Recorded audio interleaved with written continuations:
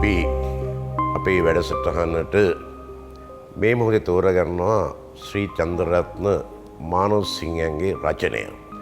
දැන් අපි දන්නවා ගීතයක් කියපුවාම රචනයට අමතරව සංගීතය, ගායනය, ඒ විතරක් නෙමෙයි අද වෙනකොට ශබ්ද පරිපාලනය මේ ඔක්කොම ගීතයක සාර්ථකත්වයට හේතු වෙනවා. නමුත් මේ මානවසිංහයන් ගැන ගත්තේ අපි අහන ගීතයකට වඩා මානවසිංහයන්ව මතක් කරලා දෙන්න. සාමාන්‍යයෙන් ගීත ගැන අධ්‍යයනය කරන කෙනෙකුට මානවසිංහයන්ගේ භාෂාව කියලා කියන්නේ විශ්වකෝෂයක්. දැන් අපි දන්නවා ස්ථානෝචිත වචන හැසිරීම. මේක හොඳ කවියෙක් තුල තියෙන්න ඕනේ ශක්තියක්. අද අපි ගත්තොත් සරස්වති අභිනන්දනය ඕනම තැනකදී පාවිච්චි කරන. ජගන් මෝහිනී, මధుර භාසිනී, චාරු දේහිනී, කමලවාසිනී, ශ්‍රී සරස්වති දේවී වන්දි.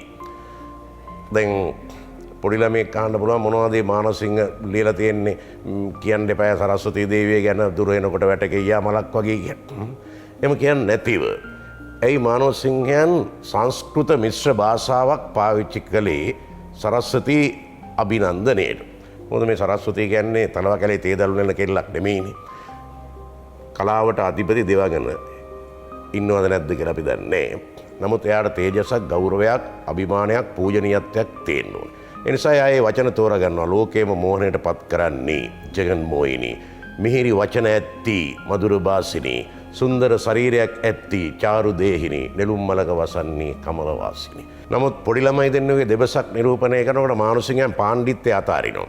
අකුරට යනවයි කියලා ටිකිරි අයියා බැදිවලමයි ඉන්නකෝ මං ගුරු ගෙදරට ගිහින් කියන්න. ගිහින් කියලා මේ බැද්දේදී අල්ලලා දෙන්න. ටිකිරි අයියාත් ඇට්ටර. යා ටිකිරි අනිත් පැත්තට කියනවා පඳුරු අස්සේ කුරුල්ලන්ට උමරි කරනවා විතරයි. සිලිඳු ඉතින් දර කෙඩුවද මාත් කියන්නම් ගිහින් කියලා පොඩි නැන්දට අල්ලලා දෙන්න. අපි අහන ගීතය අපිට මුණ ගැහෙන්නේ දෛවයෝගේ චිත්‍රපටයේ ගොඩක් පරණයි 1959 තිරගත වෙන්නේ. මේකේ විශේෂත්වය තමයි තනුවකටයි වචන ලියන්නේ. කලින් තාලේ හදලා වචන ලියනවා. දැන් මානවසිංහ දෙපාර්ශ්වයටම දක්ෂයි. ඉතින් සජාන් හුසේන් කියලා ඉන්දිය සංගීතඥයෙක් තමයි මේ තනුව හදලා දෙන්නේ. ඒකට අධ්‍යක්ෂකවරයා මානවසිංහයන්ට කියනවා දැන් මේක දෛවයෝගයේ චිත්‍රපටය කියන්නේ WSලාගේ නවකතාවක් නෙමේ එන්නේ. මේකට පොළොන්නරුවේ පසුබිම් වෙන්නේ සොලි ආක්‍රමණ අපිට ඇති වෙච්ච.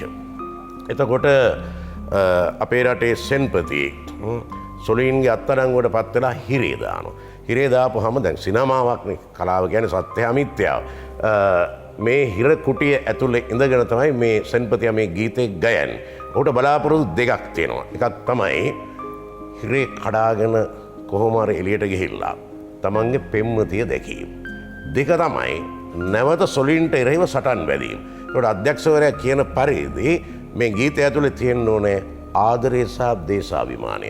ආදරයයි දේශාභිමානය එකට ගලපනවා කියන්නේ අලුවයි පරිප්පුයි කේකුයි කිරිහුදී වගේ. නමුත් මානවසිංහ මේ අභියෝගයේ ආකාරයෙන් ජය ගන්නවා. බලන්න ඔහු ගන්නවා පැරණි වචන ටිකක්. ඒ කතාව පරණයිනේ. කතාව ඓතිහාසික කතාවක්.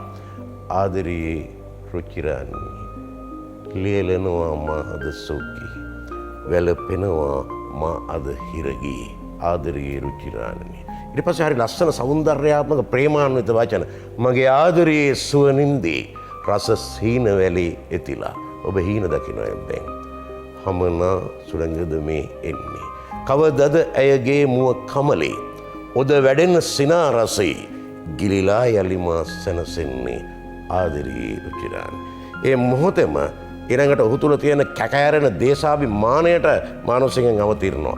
හාහා ඇයි මේ සතුරු කැලමැද කඳුළු සලා සියලුන් මෙලොවේ. දමරන්ඩ අවතීර්ණ වෙන හැටි වෙන පැත්තකට කඳුළු සලා සියලුන් මෙලොවේ. ඊට පස්සේ අන්තිමට කියනවා බලපා එඩිපා දැඩි එඩිපා මේ යදම් කඩා පුපුරා යනසේ කකියා යයි රුහිරි. ආදරය දේශාභිමානය සමහර වචන මට පැටලෙන්න පුළුවන් දෙකම එකට මිශ්‍ර කරනවා. ඊට පස්සේ ඇත්තටම අල්ලාජ් මොහිදින් බෙග් මේ ගීතයට දෙන ජීවය ඉතා ප්‍රබලයි. 1959 අපි ගමු 60 කියලා.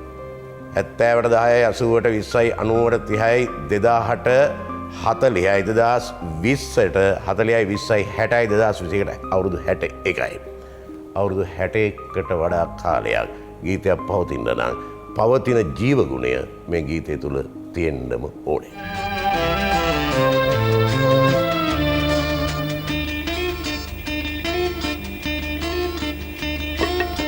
ආදරියේ රුචිරානනේ ලියලනවා තවත් තවසෝකේ වැළපෙනවා මාද ඉරගේ. ආදරියේ රුචිරානනේ ලියලනවා තවත් තවසෝකේ වැළපෙනවා මාද ඉරගේ. ආදරියේ රුචිරානනේ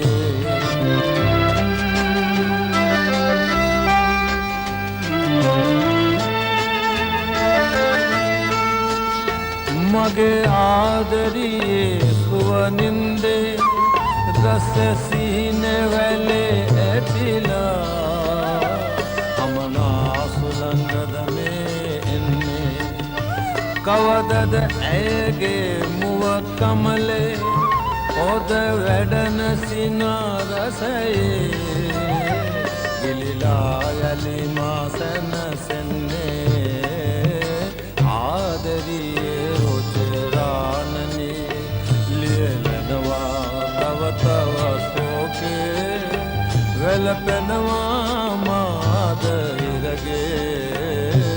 ආදරියේ රුචිරානනේ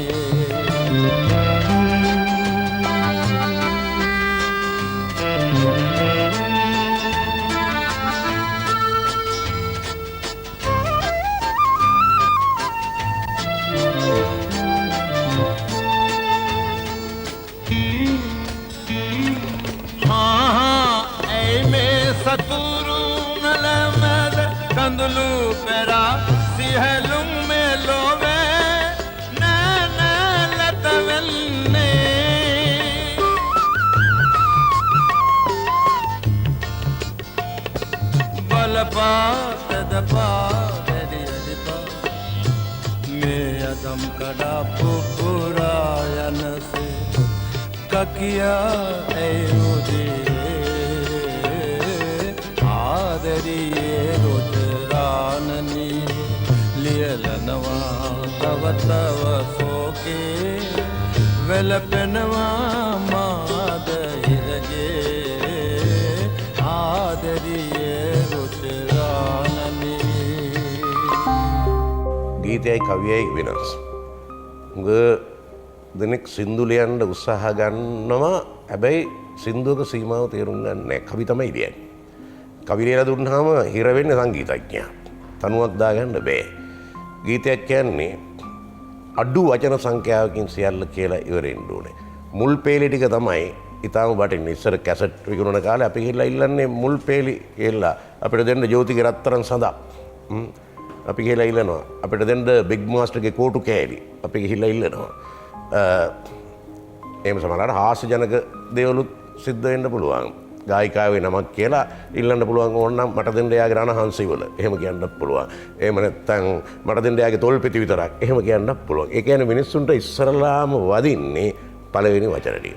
මම හිතන්නේ මේක හොද්දටම අවබෝධ කරගත්ත මුල්ම ගීත රචකයා තමයි කරුණාරත්න අබේසේකරයන් කියලා කියන්නේ. අබේසේකරයන් ලියනවා ලිවිලා මොන ගීතයක් ලිව්වත් මුල් වචන ටික ඊටාම පැහැදිලිව මතක තිබෙනවා. අනික ඔහුගේ වයස ගැන සලකන්නේ නැතුව ඔහු අතීතයට ප්‍රවේශ වෙනවා. ඔහුගේ අතීත මතකයන්ට ප්‍රවේශ වෙනවා. එහෙම නැත්නම් ඒ කාගේ හරි මතකයන් ඔහු පරිස්සමින් ස්පර්ශ කරනවා තමන් වයසට ගියත්. ඒ කියන්නේ 50 පැන්නත්. ඔහු 50 පැනලා ඉන්න කාලේ හිරිමල් වියේ ගායකයෙකුට ගීතයක් ලියනවා. අන්න ඒ ගීතේ තියෙනවා ආරම්භය කොයිතරම් සරලද. දැන් මෙතන තියෙන්නේ මේ පාසලෙන් සමුගත්ත තරුණේ පාසල් යන කාලේ කියාගන්න බැරි වෙච්ච ප්‍රේමයක් මෙනෙහි කරනවා බොහොම පසුතැවිල්ලකින්. බලන්න වචන කොච්චර අඩුද. සුළඟේ පාවී ඈවිත යාවී මා සිතූ සිතුම් මා පැතූ පැතුම්. අනිත් පැත්තෙන් ගීතයක තියෙන්න ඕනේ කවියකට වඩා වෙනස් වෙන තැනක් තමයි සින්දු ඉස්සලාම ඇහෙනවා. අහනවා නෙමෙයි. අපි බස් එක යනකොට රේඩියෝ එකක් දාගෙන වෙන වැඩක් කරනකොට අපිට ඇහෙනවා. අද වාගේ මේ රූපවාහිනිය තියෙන ඉඳන් බලන්නේ ඉස්සර ඇහෙනවා. ඒ ඇහෙනකොට අපිට එකපාරටම දැනෙන්න ඕනේ අපේ ජීවිතේ කොහේ හරි ගෑවිච්ච තැනක් හරි සින්දුවේ ස්පර්ශ වෙනවා. අපේම නොවුනත් අපිට දැනුවත් වෙච්ච තැන. දැන් සුළඟේ පාවී ගීතේ මගේ ජීවිතේට දැනෙන්නේ මට පොඩි පොඩි සිද්ධි අතීතේ මතක් වෙන නිසා. ඉතින් මම ගොඩක් තැන් වල කියලා තියෙනවා මෙතනත් කියනවා. දැන් මට මතකයි මම මේ උසස් අධ්‍යාපනයට විශ්වවිද්‍යාලයට පිවිසෙන්නේ කලා අංශෙන්. නමුත් මම උසස් පෙළ ඉස්සෙල්ලාම ඉගෙන ගත්තේ ජීව විද්‍යාව. ජීව විද්‍යාව ෆේල් වෙලා පස්සේ මම හිතුවක්කාරකවට මාස 8ක් කලා විෂයන් කරලා තමයි විශ්වවිද්‍යාලයට යන්නේ. මගේ ඉස්කෝලේදී කලා හැකියාවන් තිබ්බේ නෑ. මම සාමාන්‍යයෙන් හොඳ බාස්කට් බෝල් ප්ලේ කෙනෙක් යනවා පැසිපන්දු ක්‍රීඩකයෙක්. යාලට මාට තමයි පන්ති වලට යන්නේ. ඉතින් බයොලොජි ඉගෙන ගන්නකොට මට අමාරුම විෂය භෞතික විද්‍යාව. මම ටියුෂන් පන්තියකට යනවා. ඒකත් යාලට මහට යන්නේ ගුරුවරයාගේ වැරද්දක් නෑ. නම මං කියන්නම් මෝහන්ලාල් ග්‍රේරෝ මැතිතුමා. බුඩිස් ලේඩීස් කොලෙජ් BLC ඇස්වාට්ටුවට එහා පැත්තේ ක්ලාස් එක තිබුණේ. මම දවසක් ඔය යාලට මහට යනකොට සර් උගන්වනවා ආලෝකය පාඩම. මම ටිකක් කරලා බලනකොට මෙලෝ දෙයක් තේරෙන්නේ නෑ. කාච අඳිනවා මේ රේඛා ගහනවා දෘෂ්ටි විතානය මත මෙහෙම ගිහිලා පතිත වෙනවා කියනවා. මට දැන් මේක කොහොමවත් හරියන්නේ නැහැ. පැය 3ක් විතර ඉන්න ඕනේ. කරන්න දෙයක්වත් නැහැ. පේලි 3ක් ඉස්සරහින් ඉන්නවා. මට හිත ගිය මං ගැන හිත නොගිය ගෑනුලා. දැන් ඉන්න බෑනේ. මන් දන්නේ මට කවි ලියන්න පුළුවන්ද කියලා. මං උනාට ඒ වෙලාවේ ගත්තා පෑනක්. පෑන තියෙනවනේ. ඉතින් කොහොමද නෝට් පොතෙන් ගැලෙව්ව කොලයක්. ලිව කවියක්. මෙහෙමයි ලිව්වේ. භෞතික විද්‍යා පන්තියේ ඉන්නකොට ඔබේ ඇසේ ආලෝකයේ පෙනීමට ගේරුසගේ ආලෝකය තේරෙන්නේ නැහැ. ඔබේ ඇසේ ආලෝකයේ පෙනීමට අවතල මගේ දැස් උත්තල විය විට ප්‍රතිබිම්බය වුණා ඔබ මගේ ඇස් දෙකට. දැන් ඔක තියන් ඉඳලත් බෑ. සමාජගත කරන්න ඕන. සර් අනිත් පැත්ත හැරිලා බෝඩ් එක පැත්ත හැරිලා උගන්වනකොට මම මේක ගුලියක් හැටියට නමලා පැසිපන්දු ක්‍රීඩකයනේ මම කෙලින්ම ෂූට් කරා පේලි 3ක් උඩින් අර ගෑනු ළමයාගේ මේසෙට වැටෙන්න. කරුමෙට අල්ලපු එහා පැත්තට ගෑනු ළමයා රහසක් කියන්න මේ පැත්තට නැමුණා. ඒ ගෑනු ළමයාගේ ඔළුවේ වැදුනා. එතකොට සර් මේ පැත්තට හැරිලා දැක්කා. අද වාගේ ළමයි නලවපු ඒ කියන්නේ හැමෝම නෙමෙයි අද ළමයි නලවන ටියුෂන් ගුරුවරුත් ඉන්නවනේ. ඒ ගුරුවරු එහෙම නැහැ. කෙලින්ම මාව නම් කරා ඔය 4 වෙනි කොන්ක්‍රීට් කණුව ගාව නිල් පාට ෂර්ට් කන්නඩි දාලා නැගිටිනවා. මොනවද නයන්න කියනකොට අපි නැගිටිනවා ඒ කාලේ සර්ලා එහෙම කියනකොට යනවා යන්න එළියට කියනකොට ඒ කාලේ තියුණා එහෙම යනකොට පන්තියේ ළමයි සූ ගන්නවා ගාලා මට ඉතින් 1000ක් විතර ළමින්ගෙන් සූ වැදුනා ඒවා ඉතින් අපි දරාගෙන මේ සර් ගැන වෛරයකුත් නැතුව ගෑනු ළමයි ගැන වෛරයකුත් නැතුව පන්තියෙන් පිට වෙලා ගියා. දැන් ඒක හැමෝටම එක වගේ නෝනත් බලන්න පාසලේදී මා දිහා net කොනින් බලා ඒ කියුරාස් කතා නෑ සැබෑ වුණේ. කොයිතරම් දැනෙනවද? දැන් ඊට පස්සේ තමයි මේ හරි ලස්සන නිමාවක් මේකේ තියෙන දැන්. අද හුඟක් කලාවට තියෙන්නේ බොහොම වැළපීම් දැන් පිරිමි ළමයි හරියට සින්දු වලින් අඬනවා දුක් වෙනවා. තමන්ගේ පෞරුෂය ගීතය තුලින් තමන්ම නැති කර ගන්නවා. ගායකයෙක් නැති කර ගන්නවා, රචකයෙක් නැති කර ගන්නවා. ඒවා ඉතින් උදාහරණ කියලා අපහාස කරන්න ඕනේ කාටවත්. අහන අය තේරුම් ගත්ත හැනේ මේක මොකද්ද කියන්නේ. දැන් බලන්න කරුණාරත්න බේසිකර් කොයිතරම් මේ දුක කියන එක විඳ ගන්න උගන්වනවාද කියලා. ඒකේ හරි ලස්සන වචනයක් තියෙනවා. ගී පොතේහි මා ලියූ ශෝක ගීතේ. උල්පතයි ඔබේ නෙතින් හෙළූ බැලුම් ප්‍රිය. ඒක මේ පොතකම නෙමෙයි හදවත නැති පොතේ හරි ශෝක ගීයක් ඒවනම් ඒ දුක උපදින්න පටන් ගත්තේ ඔබ මන් දිහා බලපු වෙලාවේ. හැම සිද්ධියක්ම එකටම යා කරගන්න බෑ. ඉතින් මම අද වුණා මට සුළඟේ පාවිය ඇහෙනකොට මට මතක් වෙන්නේ භෞතික විද්‍යා පන්ති.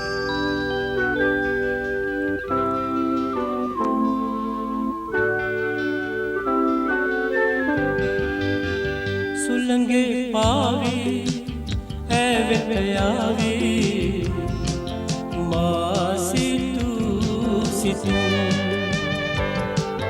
සිහින විමානෙන් ගෙනා මා පැතු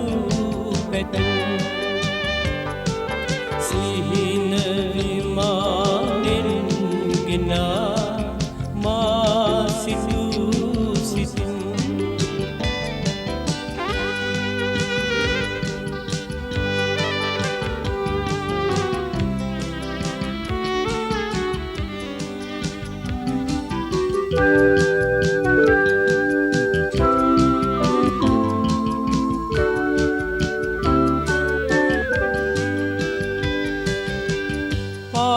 පාසලේදී මා දිහා නෙත් කොනින් බලා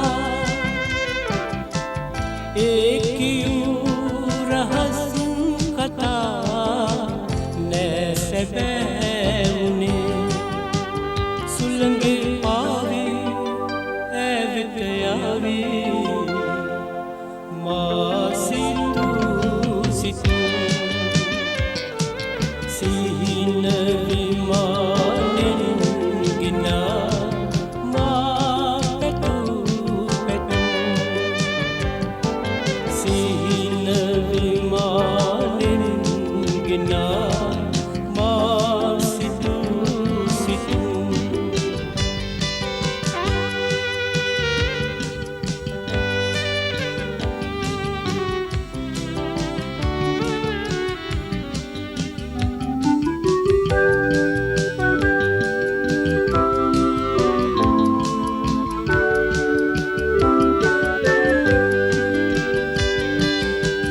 ගී පොතේහි මා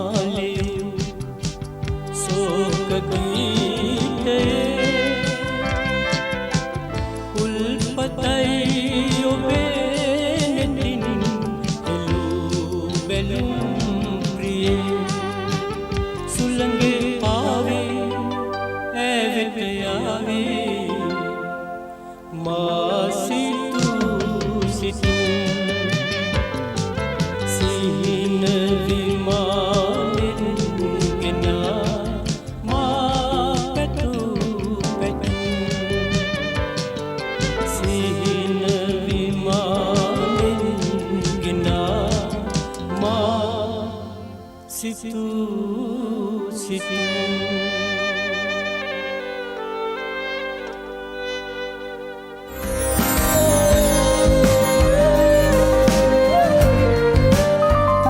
සමහර ගීත අපිව ලොකු ඉතිහාසයකට අරගෙන යනවා. මම හරි ආසයි ඉතිහාසගත තැන් මතක් කරන්න මේ වචන දිගේ දුවනවට වඩා. ඉතින් මගේ ජීවිතයේ 6 පන්තියේ ඉඳන් 10 වසර වෙනකන් ගෙවුනේ කොළඹ ආනන්ද මහාවිද්‍යාලයේ නිවාසිකාගාරේ. ආනන්ද හොස්ටල් එකේ. ඉතින් දෙමව්පියන්ගෙන් ඈත් වෙලා ඉන්න අපිට අපේ ගුරුවරු කරපු එක මේ සුබ සාධනයක් තමයි සතියකට සති අන්තෙදී බොහෝ වෙලාවට මාසෙකට දෙපාරක් හෝ චිත්‍රපටියක් බලන්න එක්කන් යනවා. ඉතින් පොඩි ගාණක් එකතු කරන රුපියලක් 1.50ක් එකතු කරලා දෙන්න පෝලිං ගස්සලා අරන් යනවා. ඉතින් අපි විවිධ හින්දි බලනවා. හින්දි ගොඩාක් ඒ කාලේ තිබ්බේ ඉංග්‍රීසි චිත්‍රපටි බලනවා. සිංහල චිත්‍රපටි ඒ වගේ මේ වාණිජද කලාත්මකද එහෙම කතන්දර නෑ. ඔක්කොම කියලා බලනවා.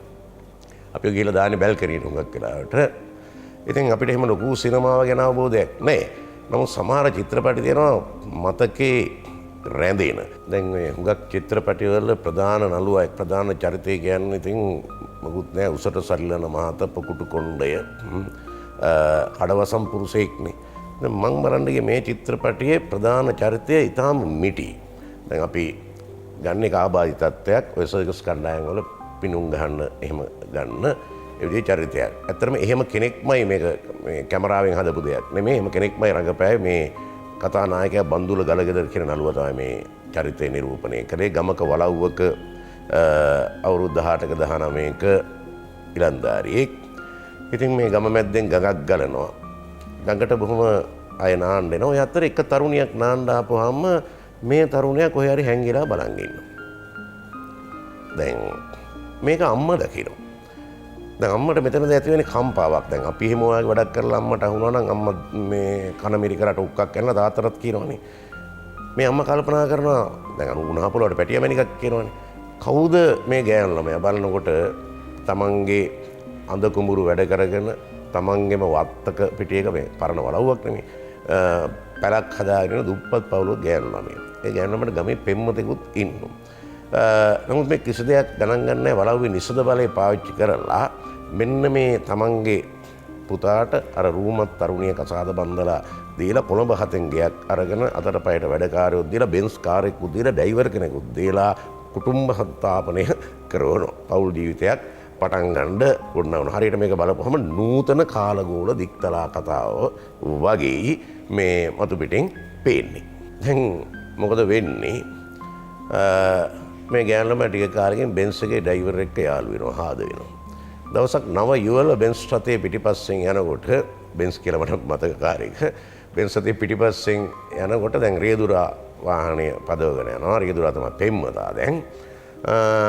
ඔව් කාර් එකේ බොරු ලෙඩක් අරන් පිටිපස්සට හැරිලා කියනවා ආමත්‍යා. බැලලා පොඩ්ඩක් කාර් එක තල්ලු කරනවා. අනේ මේ මිටි හාමුදුරුවෝ බැලලා කාර් එක තල්ලු කරනකොට රියදුරා නෝනයි බෙන්ස් එකයි දෙකම අරගෙන යනවා. දැන් මේ මිනිස්සයා පාරේ ටිකක් දුර කාර් එක පිටිපස්සේ එලවගෙන ගිහිල්ලා අර දෙන්න එක අගලක දාලා පස්සේ පැනලා යනවා. පිටිපස්සේ එලවගෙන ගෙන අඬන්න පටන් ගන්නවා. දැන් චිත්‍රපටි කරුවා මෙතෙන් එනකන් මේ සිනමා පටේ ගේනවා.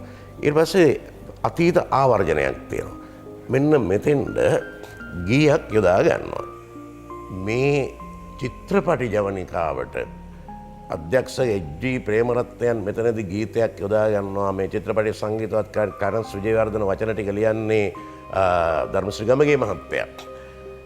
කරන්ස් විජේවර්ධන අධ්‍යක්ෂකතුමා එක්ක යම් රණ්ඩුවකුත් ඇති වෙනවා කවුද මේ ගීතේ ගයන්න තෝරගන්නේ කියන එක. අධ්‍යක්ෂතුමා වෙන ගායකයෙක් යෝජනා කරන්නේ.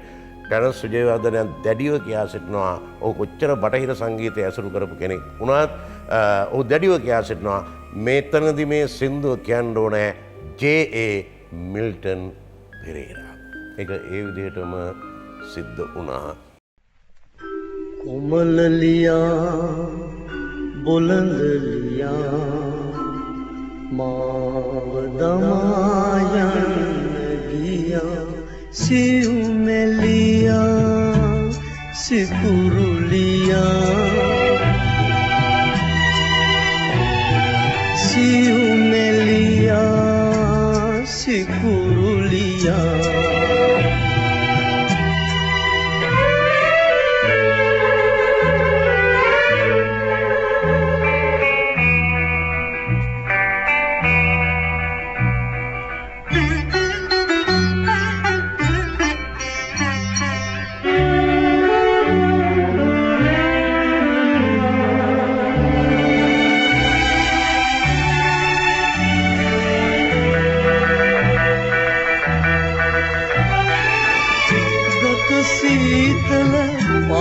ලබා ලැමරන්වන් සුවඳ සොබා මුව මීරුම් ලැබුව මෙමා සිකුරුලියා මාව දමා යන්න ගියා සිකුරුලියා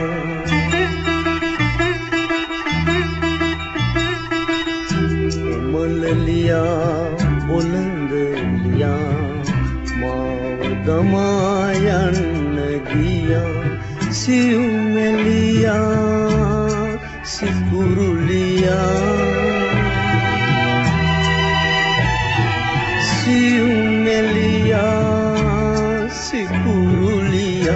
සියුමැලියා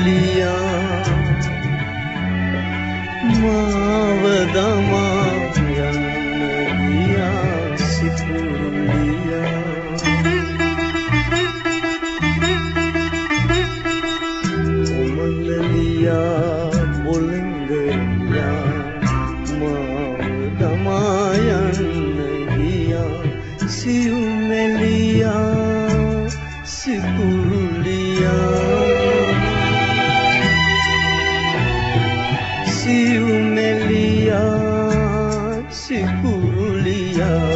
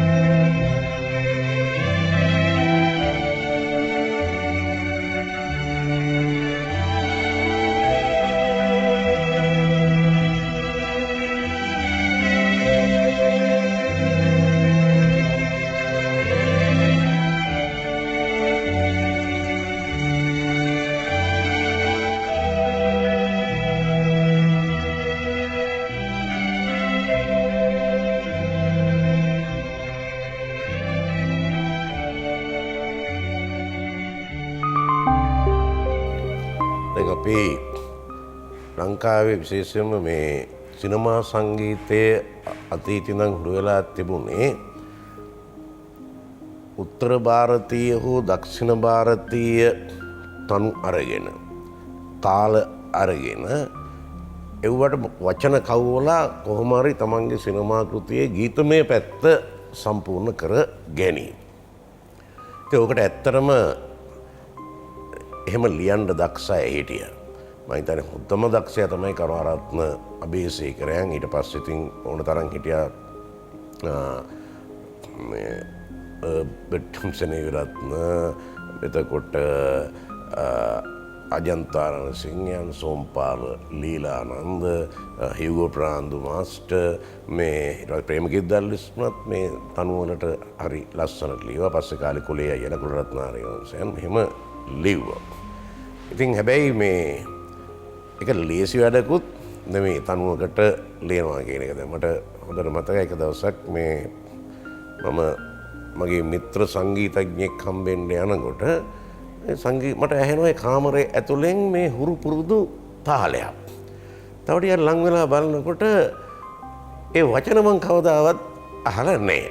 ඊට පස්සේ ගැන විස්තර අහපුවම මගේ මිත්‍රයා කාමරේ හිස පීරමින් තමන්ගේ පෙම්වතියගේ නම පරණ හින්දි තනුවකට දාලා ගායනා කරනවා. මම හැබැයි ඒලා ටිකක් කල්පනා කරා මේක කොච්චර අපූර්ව දෙයක්ද කියන එක.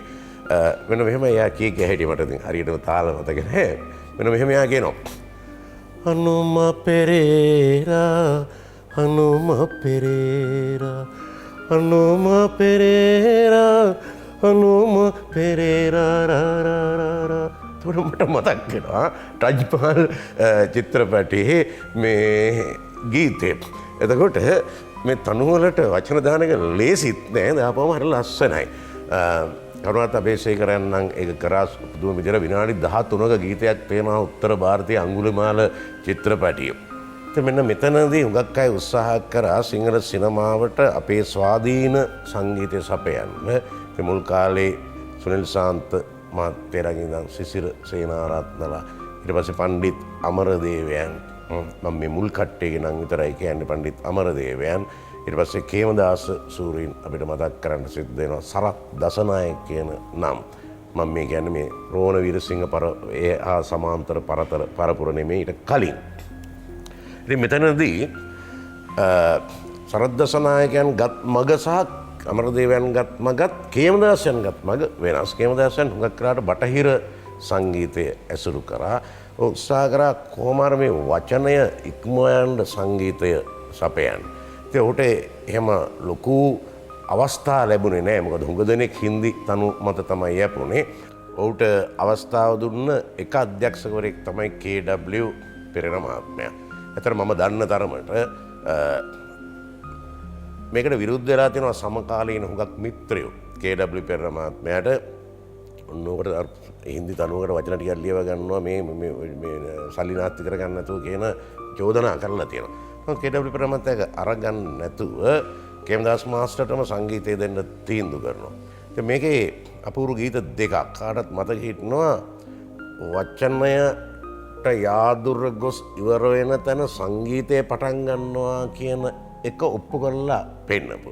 එකක් තමයි හරුන් ලන්ත්‍රා මහත්මයා සහ එන්ජිනියරින් ගුණතිලක ගායනා කරන සුලං කුරුල්ලෝ කියන ගීතය.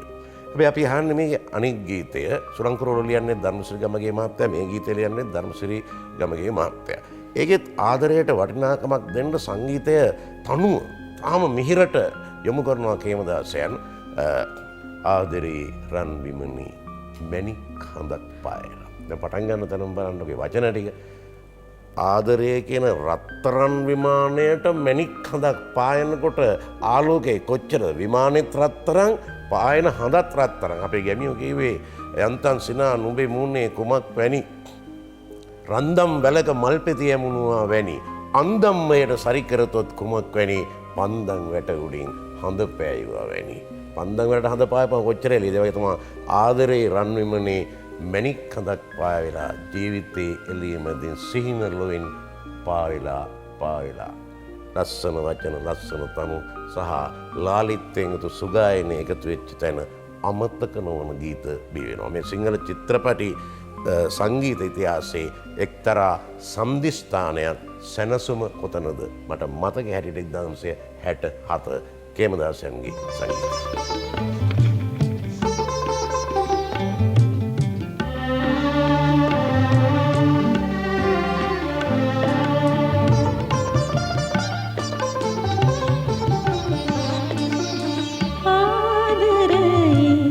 රන් විමනි මැණික් හඳක්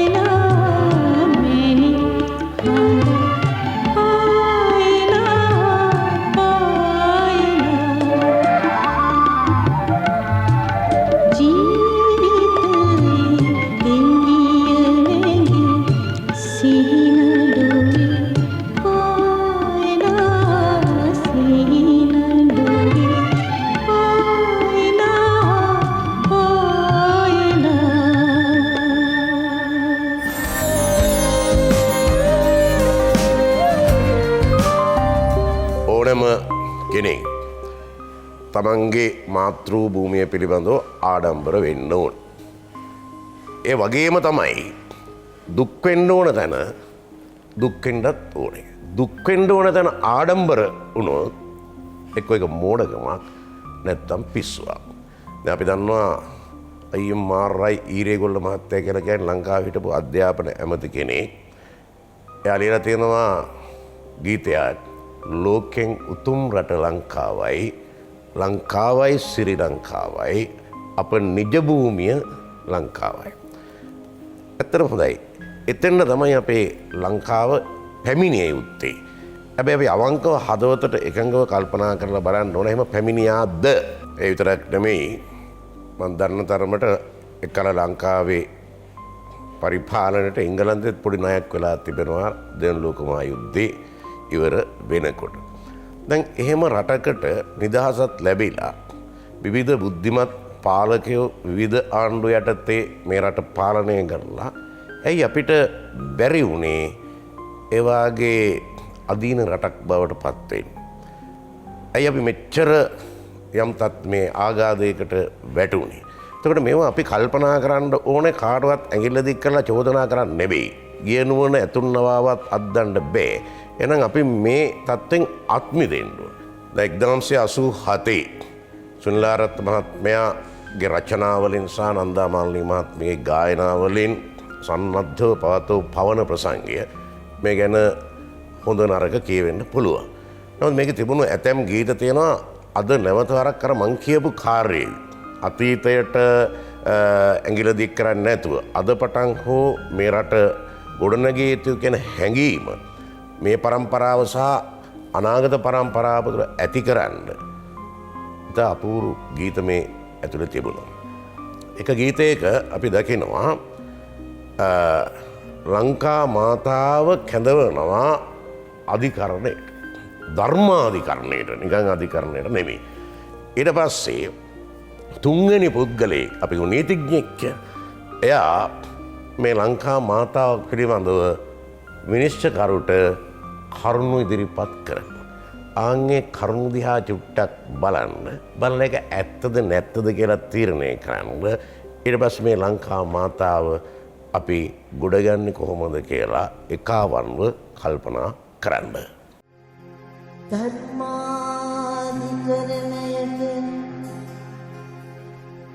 කැඳවි ස්වාමී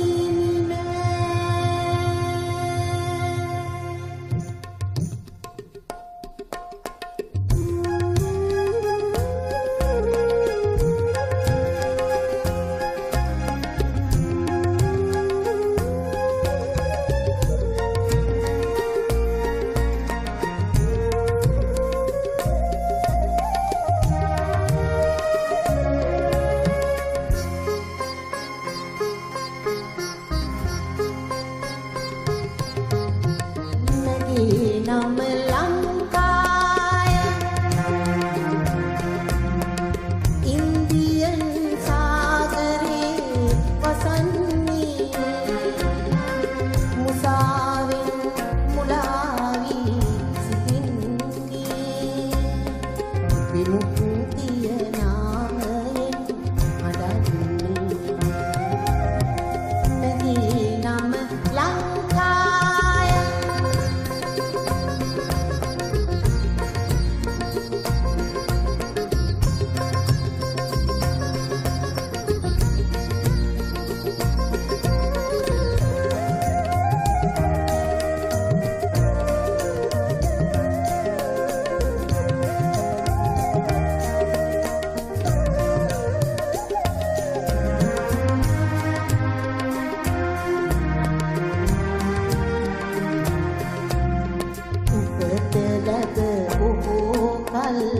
සොම්නසින් විසුවාය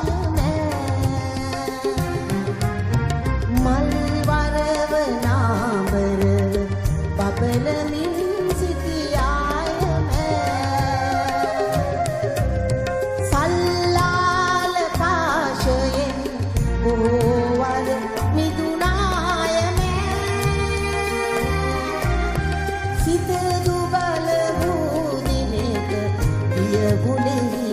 වැටුනාය මැදී නම ලංකාය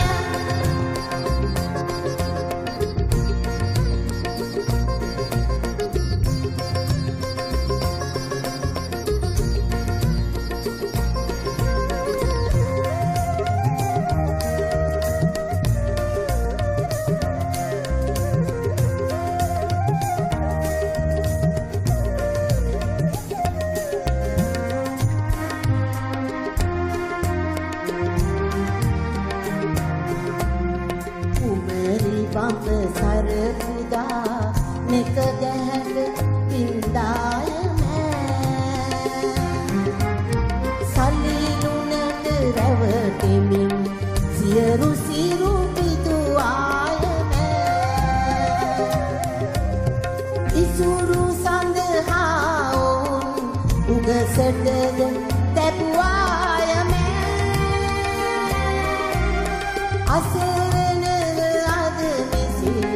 මහමගට වැටුනාය මැදී නම ලංකාය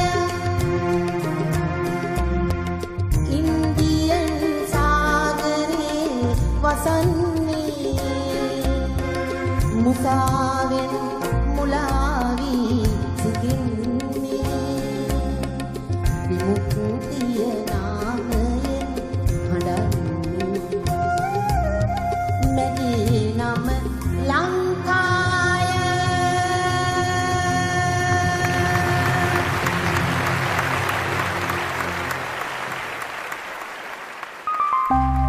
අපි ගැන මම ඉගෙනගත්ත පාසල විසින් අපේ ලංකාවට හුඟක් ගීත රචකයෝ දායාද කරලා තියෙනවා. මම ඒක මතක් කරන්න ඕන. කොළඹ ආනන්දේ, ඩෝල්ටන් අල්විස් මහත්තයා, ඒ වගේම බණ්ඩාරකේ විජේතුංගයන්, ප්‍රේමකීර්ති අල්විස්, කුලරත්න ආර්යවංශ, ප්‍රනීත් අබේසුන්දර, පස්සේ කාලෙදී සිසිර දිසානායක, දමාඋල්ලඤ්ඤන්, එහෙම රන්වල සර්ගේ සින්දු ලියපු තවත් ඉන්නවා. මම මේ මතක් කරේ මේ අතර අපිත් ඒ හුඟක් කලාවට දැන් සමහර අය ජීවතුන් අතර නැහැ. ඉතින් කුලයයි අපි කියන්නේ යමක්කමක් අහගන්න ඕනේ වුණාම අපි කුලයට කතා කරනවා. දැන් ওই කුලයගේ ගීත රචනා කලාව හරි අරුම පුදුමයි. දැන් සමහර ලාවට ඔය 80 දශකයේ මුල් භාගය විතර මේ විචාරකයෝ කුලයයි සින්දු වලට බැන්න. මොකද මේ තරුණ තරුණියන්ට තිබුණා ඒ කාලේ ලියුම් ලිවීමේ උණක්. අද නම් ඉතින් නෑනේ, ඔක්කොම SMS ගහනවා. ස්වදේශීය ආලය විදේශීය අකුරු වලින් ටයිප් කරලා සයිබර් අවකාශයටම උදාහරනවා. ඉස්සර එහෙමනේ ලියුම් ලියනවා. ඉතින් ලියුම් ලියනකොට ශීර්ෂ පාඨවලට හුඟක් කලාවට ජනප්‍රිය සින්දු වල වචන තමයි යොදාගන්නේ. ඉතින් කුලයගේ සින්දුවක් තිබුණා ඒ කාලේ. රත්තරන් නෙද්දිකින් සලා සිහිල් පවන් ජීවිතේ ලසූ තැවුල් නිවන්න රත්තරම්. මේක අසාර්ථක ගීත රචනයක් කියලා විචාරකයෝ බැන්න. හැබැයි උන් දැනගෙන හිටියේ නෑ 2010 විතර පහු වෙනකොට කෙබඳු ගීත රචනා බිහි වෙයිද කියලා. හැබැයි දැනගෙන හිටියා නම් කුලයට කවදාවත් බයින්නේ නෑ. ඔහුගේ ගීත රචනා කලාව විශාල පරාසයක මේ බෙහෙදිලා තියෙනවා. ඊළඟට ඔහු තනුවලට ගීත ලියන්න හරි දක්ෂයෙක් නැති ඔක්කොම මම මතක් කරන්නේ මේ වෙලාවේ. දැන් උදාහරණයක් හැටියට සරත් දසනායක මහත්තයා මధుර තනුවක් නිර්මාණය කරනවා. මේකට කුලයේ වචන කීපය ලියන්නේ පාවෙන නිල්වලාවි අමරදේවයන් ගායනා කරනවා. ඊළඟට තේමාවල් වල වපසරිය ඒක හරි වෙනස්. කුලයක් ගමේ මිනිහෙක්, දකුණු පළාතේ ගමක උපන්න කෙනෙක්. ඒ නිසා මේ ගැමි භාවිතයේ ලක්ෂණ උගේ මුල ඉඳන්ම තිබ්බත් දැන් ඊට පස්සේ මේ මෑතදී මම දුරකථනයෙන් කතා කරනකොට දැන් අපි හුඟක් කලාවට අපිට දැනෙන විදිහට ගීත ගැන කතා කරන්නේ. මම කුලයෙන් ඇහුවා කුලේ ඇයි මාවුලන් කියන සින්දු ලිව්වේ අමරදේව මහත්තයාට කියලා. කුලේ ලොකු කතාවක් කිව්වා. පුංචි කාලේ ගමේ ඉන්නකොට යාටත් හිටියා මල්ලියෙක්. ඉතින් පස්සේ ගමෙන් අත්තර නගරට ආව. මල්ලිත් ඈත් වුණා, දුරස් වෙලා ගියා. ඊට පස්සේ කුලයට යන්න සිද්ධ වෙනවා අර අතෑරපු ගමට කාලෙකට පස්සේ. කාර්ය පස්සේ ගියපුවාම ඔහුට මොහොතකට කුඩා කාලේ මැවිලා පේනවා චිත්‍රපටියක් වගේ. අර වැඩියෙන්ම ආදරය කරපු මල්ලිත් මතක් වෙනවා. ඊට පස්සේ ඌ කල්පනා කරනවා මේ ළමා කාලෙට අපිට ආය අත පොවන්නවත් පය තියන්නවත් බෑ. ඒතර ඌ කම්පා වෙනවා. ඌ අතීතය මතක් කරනවා. මා වවුලන් රෑ පුරාම රංචු ගැසීලා මේ ගස් යට මී වැහි වැහැලා. බාලයෙන් පාන්දරින් ඇහිඳින්නට යන්නට බෑ මට තනියක් දැනෙනවා.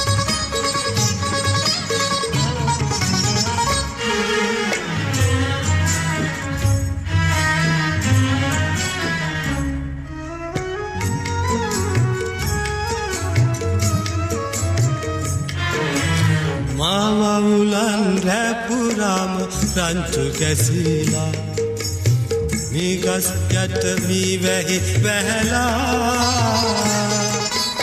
බාලයෙන් පාන්දරින් ඇහිඳින්නට යන්නට බෑ මට තනියක් දැනෙනවා.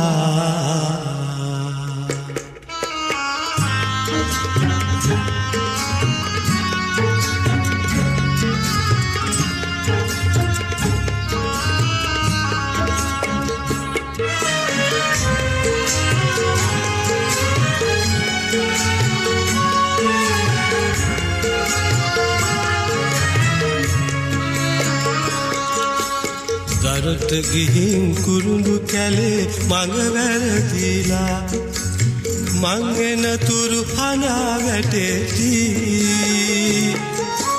නුඹට දැනුණු පාළුව දුක මෙදා මටයි මලේ නුඹ නැතිදා මට තනිකම දැනෙනවා. මාවුලන් රැපුරාම රංචු ගැසීලා මේ ගස් යට මේ වැහි වැහැලා බාලයෙන් පාන්දරින් ඇහිඳින්නට යන්නට බෑ මට තනියක් දැනෙනවා.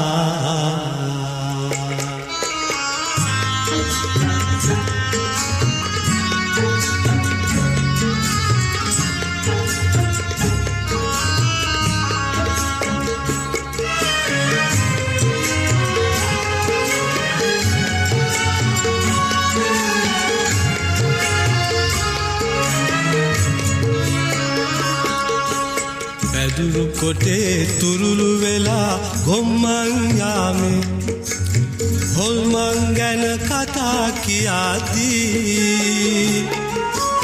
මගේ ඇඟේ දැවටිගෙන අසා උණු මලේ නුඹ නැතිදා මට තනිකම දැනෙනවා. මාවුලන් රැපුරාම රංචු ගැසීලා මේ ගස් යට මී වැහි වැහැලා බාලයෙන් පාන්දරින් ඇහිඳින්නට යන්නට බෑ මට තනියක් දැනෙනවා.